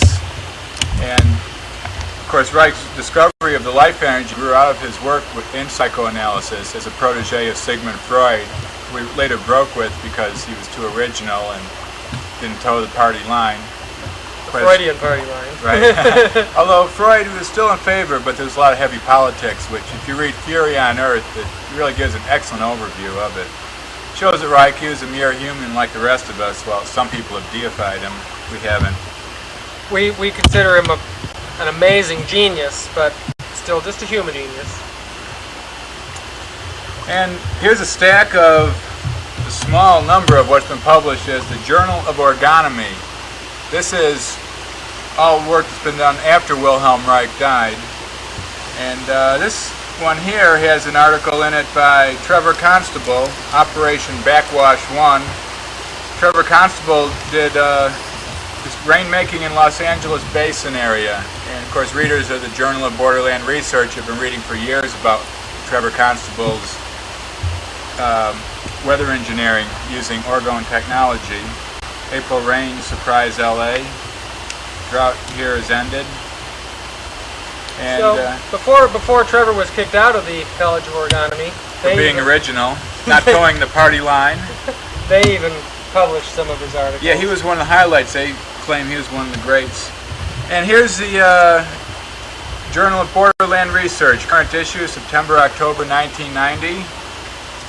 And here we have an article, The Coyle-Aurak Effect, Orgone Accumulator, Experimental Observations by Nicholas Reiter. And what this is Nicholas has been working on ways of measuring the orgone energy with the meter. And he shows basically how he's winding the coils. So this is the type of information we like to put out in our journal to keep the research current. And I have the two addresses here I want to give out, so now's a good time. The first one is Natural Energy Works, Post Office Box 864, El Cerrito, Cerrito, California 94530. Excellent catalog of orgone publications. And the prime source of all is the Wilhelm Reich Museum, P.O. Box 687, Rangley, R-A-N-G-L-E-Y, Maine 04970. Send each of those folks a buck or two, get a catalog, and you'll never regret having such an excellent source of information. Yeah, just to where are those? Yeah. Just focus in on those two addresses so you can see them again. If you're closer. Are they visible here? Want me to get closer? Please.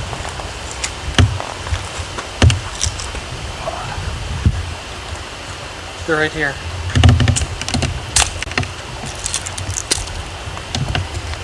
I'll read them again. Natural Energy Works, P.O. Box 864, El Cerrito, E-L, capital C-E-R-R-I-T-O, California 94530. And the Wilhelm Reich Museum, P.O. Box 687, Rangley, Maine 04970. Got them? Okay. Now we'll just show a couple more books here and then we'll get on with the equipment. The next thing I wanted to basically get into is the orgone accumulator.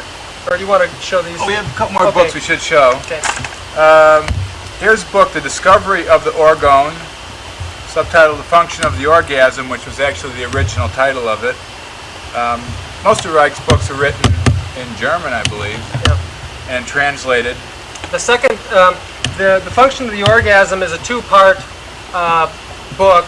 Part one is The Discovery of the Orgone, and part two is called The Cancer Biopathy. And in the cancer biopathy, a great many of Reich's experiments are detailed. All the temperature differential experiments and how to build accumulators and how to show the pulsatory action of the orgone in the atmosphere and so on. And here we have a French edition of The Murder of Christ. Very interesting book. For those that can read French, you can get it in that edition, but they do have it in English. Here's an interesting book, Orgone Energy, The Answer to Atomic Suicide by Jerome Eden. Jerome Eden was a well-known cloudbuster operator, cloudbuster being big draw pipes that manipulated the atmospheric orgone streams. Curiously enough, Jerome Eden died of deadly orgone radiation poisoning. And a friend of mine, Rich Toronto, interviewed him shortly before he died, and Richard said that he was wondering if Jerome was all there because he thought he was crazy. He kept saying there was something in him, some kind of weird stuff in him, which other people reported on as being the deadly orgone radiation. So, Cloud busting is potentially dangerous. Yes. And here's a really good book that I highly recommend to anybody, The Cosmic Pulse of Life by Trevor James Constable. And this covers an excellent introduction to Reich and his experiments on orgone and Oriner experiments and cloud busting. But it's more than that because it also encompasses the radionic work of Ruth Drown and the Ethereal physics of Rudolf Steiner. And Trevor shows a common thread that runs between them. Naturally, the College of Orgonomy doesn't like it because they're pure Reichians. They believe in their strict line of thought, and Trevor was one of those original thinkers that was capable of looking into diverse disciplines. Very good book, and has a lot of photographs. Some of them I bring up here, show a couple of Trevor's cloudbusters he built over the years. How are those coming out there? Okay. And this book is published by Borderland, so it'll be well worth checking out. So the next thing we want to cover here is basically Reich's discovery of what he calls the orgone energy accumulator.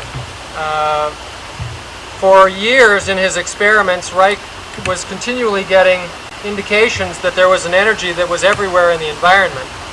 And since he was coming from a scientific point of view, he constantly dismissed these indications because if something was everywhere, then you can't isolate yourself from it, and you can't set up a controlled experiment because you can't get away from this stuff. So you can't set up a situation where you have orgone energy and then a situation where you don't have any.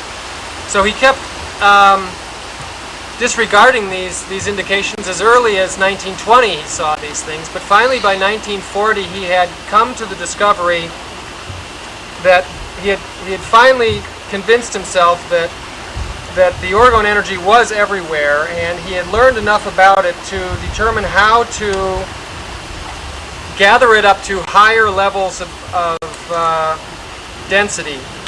And what he found was, I'm going to bring this up here. This is from the book The Orgone Energy, the Orgone Accumulator Handbook by Jim DeMeo.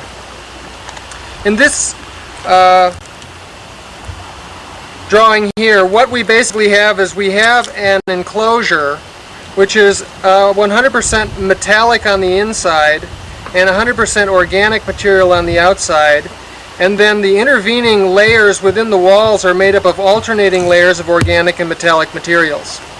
Now in this book here it says you can use fiberglass, wool, cotton, or plastic as the organic materials, and the inside should be sheet metal, and this says steel wool layers alternating here, and then some organic fiberboard on the outside they call Celotex.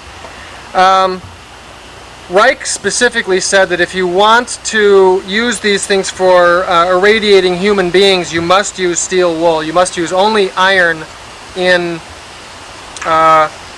this, because it sets up a resonance between the energy in the box and the energy in your blood, and it's the red blood cells that are the hemoglobin and the iron in the hemoglobin, which sets up a resonance between the iron, the energy iron here, and the energy iron in your blood, and it gives you a systemic charging. But here they say you can use fiberglass or wool or cotton. Of all the experiments I've run, I suggest only cotton. Wool gives kind of an oily feeling, and plastics give a very sterile type of feeling, and the very nice, soft, pulsatory qualities of the life force are lost unless you use cotton and steel wool, which gives a very, very strong but gentle effect. Right, that again brings in the difference of the qualitative versus the quantitative view of the orgone. Yes.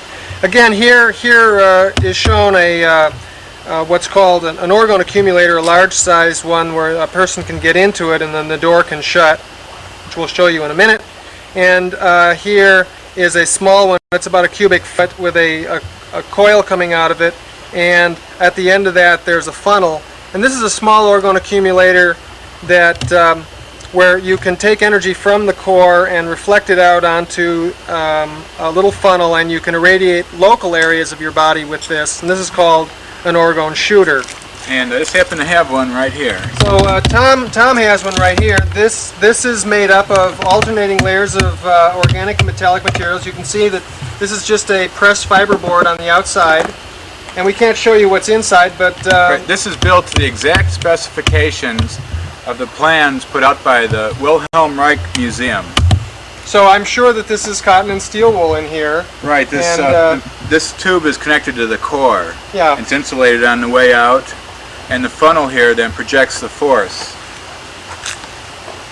So we should show the blankets here too. Yeah, so if you wanted to, let's say you had a cut or a burn or something on my hand, for instance, I could just put this near my hand and bring a larger amount of life force onto this. And I've used this kind of thing since about 1976, and works really well, in spite of the fact that the Smithsonian Museum has things like this in their Museum of Medical Quackery.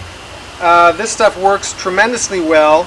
Reich was discredited, but he was never proved wrong. But don't take our word for it. Get it and try it. Try it yourself, that's right. right. Because I didn't take anybody's word for it. I tried it. Me too. I will go through a couple orgone blankets here of different types and show you the pluses and minuses. This one here is Orgone Energy Blanket, made by Clark Kent at P.O. Box 392, Dayton, Ohio, 45409. And personally, I get a good feeling off of this. I can feel the charge coming in off it. But you can see where it's clearly organic wool on one side and the other side is metal, and there's a couple layers in there. It's a steel screen. Now, one of the disadvantages to this one is it's always on. It's always accumulating. There's always a charge on this iron section here. And he uses wool. This is wool on the outside here. 100% pure New Zealand wool. Right. It's good quality wool, but my subjective sense of this one is that the wool adds kind of an oily feeling to it. It's subtle. It's hard to describe. But this does accumulate. This does work as an orgone energy blanket. It's definitely good for that. But I don't like the quality of it. Okay. Slight difference of opinion there, but it's with feel. These things are all with feel, the qualitative feel of the energy, what really works for you. And Peter's much more sensitive than I am to it. I can feel the warmth streaming in where he's more sensible to the quality. This was built by a group called Organics down in the East Bay area. And this is your standard blanket with steel wool inside. But this is a polyester type of material on the outside here. Now I can feel the life energy coming in off of this, but I can kind of feel the polyester in it too. The synthetic. It does have that synthetic feel. Polyesters work really well for accumulating static charges and things, no doubt. It's a good orgone absorber, which is what you need it for the outside layers. Right. But again, the qualities aren't that good. Now here is a standard style to my liking. It's the ugliest, of course. Well, it but depends on your point of view. but this is also the most beautiful one because this is pure cotton and pure steel wool in this. And it's organic on all sides, which means that unless you wrap it around something like your body, it's not accumulating anything because there's no final metal layer for the charge to build up on. I can feel it coming in right Yeah, so away. Heat effect, thermal effects are pretty immediate. Yeah, the thermal effects, this must be at least 4 or 5 layers because of the thickness of it. Yeah. And this is made by a man named Jim Martin, who no longer builds them, but he did build a very good one. Best one I have in my collection. This is very similar to the kind that I have built for myself in my research. It's the simplest thing to do is just to go to a fabric store and buy some cotton batting that you'd put into a quilt, and then go to a hardware store and buy some steel wool pads that you can just unroll, and a pillowcase, a 100% cotton pillowcase, and you just lay out layers of cotton and steel wool, cotton and steel wool, cotton and steel wool, and you just put it in the pillowcase and poke a few. If you notice, each one of these things there's a little bit of quilting here. They poke a few little knots through with some yarn or some heavy thread to keep the material from shifting when it's held vertically like this. And I recommend that in all of the designs. And so now we're going to show you a large scale orgone accumulator. This one was donated to Borderland by Trevor James Constable, for which we are eternally thankful. And also that's where many of the Reich bulletins and things came from too. Now this is the classic orgone accumulator built in the 50s from Reich's design. Inside the thickness of this wall are the layers of the cotton and steel wool. I believe this is 3 layers. 3 layer, right. And what 3 layers means is that this outside fiberboard, and then the first layer of steel wool behind it is considered 1 layer. And then there's another layer of cotton and steel wool, that's the second layer. And then there's another layer of cotton, and then the final metal layer, and that's the 3 layers. So a layer consists of a layer of cotton and a layer of metal, and a layer of metal. So organic and metallic equals 1 layer. Right, and not only in this one, not only do you get the thermic quality of the heat streaming in off the wall, but you can also hear electrostatic sparking in the steel wool. And I've had people show up here just independently. I ask them to sit in here for 15 minutes and tell me what they think. And they all say they hear this popping noise or cracking or snapping, little discharges, which shows perhaps a relationship between orgone and static electricity or dielectricity. In the late 70s, I built a large one of these. It was about 4 feet by 4 feet and then about 6 feet tall. And we could close it up and seal it completely against light coming in from the outside. And within about 5 or 10 minutes, even if 2 people were inside of it, you could see each other, and you could see each other even with your eyes closed, meaning that the life force acted like a self-luminescing. And you've got all kinds of visual effects that acted directly on your optic nerve, even if with your eyelids closed. Oh yeah. Oh, it's totally amazing. And you could see this blue-gray fog drifting through the accumulator, just like Reich says in his books, and periodic yellow flashes. I've seen all that stuff. And also putting the shooter in here, using it as a seat, that increases, the shooter's a 5-fold, I believe. Yeah. Which makes it 8-fold in here, and then you can like charge up certain areas of the body. And that would also increase the total charge inside this accumulator because you're charging up the smaller one as well. Now, one very important thing to point out here, and I don't think we can stress it strongly enough, is you don't use these things around electrical appliances. You don't ever use one of these things with a television pointed at it, or underneath fluorescent fixtures, or near your radioactive smoke detectors, or anything like that, or you'll kill yourself. I mean, it's very dangerous. Right, it accumulates the energy there, the good side or the bad side. Right. This is just accumulating what's ever around, and that's why we recommend that you find a river with some rocks in the middle, and you come down and you set up down here like we did, because this is the best place in the world to do it. Yeah, this is real healthy life force. There's lots of green plants, lots of living things around, lots of... Do you want this closed? Okay. So we're going to charge up Tom, see if his beard doesn't grow back like the beginning of this film. And see if he can't give us some on-the-spot pointers. But really, the warnings, I stopped telling people about this stuff because it's pretty dangerous to build these things in the cities because you're around a lot of high voltage and things like that. And so many houses now have radioactive sources in them in the ionizing style of smoke detector. And it's really dangerous to have an accumulator around. One thing that's problematic about this style of accumulator, I'll add from my experiences, is that the life force moves in what Wright called the spinning waves. And that is kind of a spiral movement of the energy.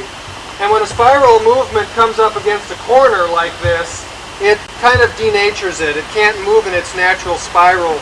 So what happens in an accumulator like this is that the energy starts denaturing and moves in quality towards DOR, which stands for deadly orgone radiation. Now, Reich found that he had to maintenance this type of accumulator a lot, even with a ground wire from the inside core down to some stream of water or something like that. He had to come in here and scrub down the sides with sponges and water and things like that a lot. And what I found is that that's caused by the corners. So what we started doing is we started building cylindrical accumulators, just a cylinder with open ends with lots of layering around that, and then when you get into that, the energy doesn't denature. And what you can do is you can set up just a metal core that's a cylinder and then build up some blankets like this that are organic all the way on the outside. And then when you want an accumulator, you can lay these blankets down on top of the metal core and give yourself an accumulator when you want it. And then when you're done with it, you can take the blankets off, and then you just have a metal core which isn't going to attract bad energy, and you have a blanket like this which isn't going to attract bad energy. And this way you can build yourself an orgone accumulator that you can turn on and off. So that pretty much finishes our view from the Borderland Museum. We didn't get to the electrotherapeutic equipment. That will be another video in planning. And we'll probably get more extensively into this subject too on future videos. So we just wanted to give you a brief overview. Hope you've enjoyed it, and good day and good science. I feel charged up now. It's nice in there. Thank you. Yeah, his beard's coming back.